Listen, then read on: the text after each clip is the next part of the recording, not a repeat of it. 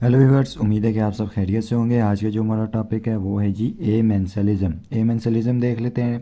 Definition इसकी देखते हैं। A type of biological interaction, यानी कि ये एक बायोलॉजिकल इंटरेक्शन की टाइप है where one species cause harm to another organism. एक जो इसकी स्पीशी है वो हार्म करती है, नुकसान पहुंचाती है विदाउट विदाउट एनी कास्ट और benefit to itself.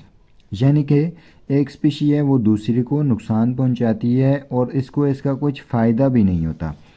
It involves association of two different species, one inhibited और destroyed while the other one is unaffected.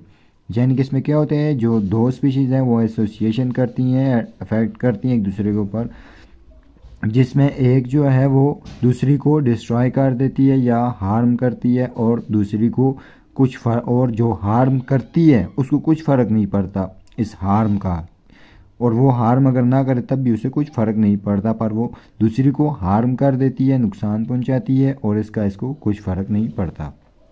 Modes of amensalism देख लेते हैं। कंपटीशन एमेंसलिज्म और एंटीबियोसिस।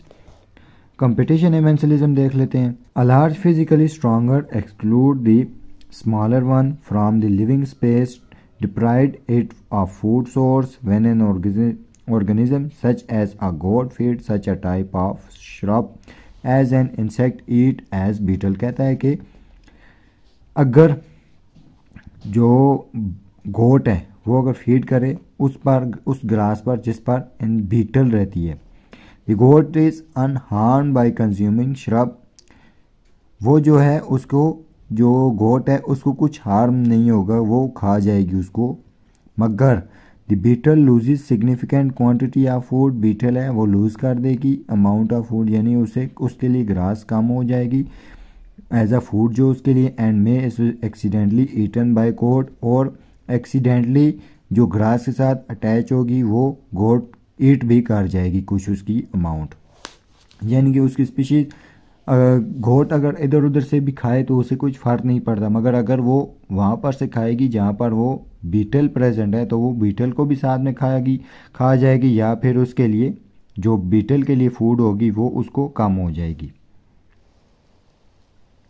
उसके बाद दूसरी हम देख लेते हैं जो इसकी है काइंड या मोड, जिसे हम कह सकते हैं एंटीबियोसिस। एंटीबियोसिस क्या है?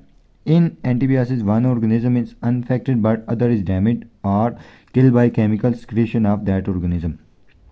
कहता है कि एक ऑर्गेनिज्म केमिकल सिक्रीशन करेगा जिससे उसको दूसरे को अफेक्ट होगा, वो हार्म होगा, और इसका जो केमिकल रिलीज कर रहा है उसे कुछ फ़ायदा भी नहीं होगा।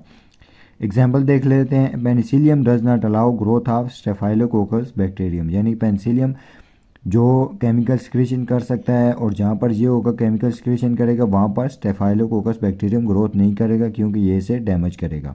उम्मीद है कि आपको ये वीडियो पसंद आई होगी। हमारे चैनल को सब्सक्राइब, लाइक और कमेंट करना ना भूलिएगा।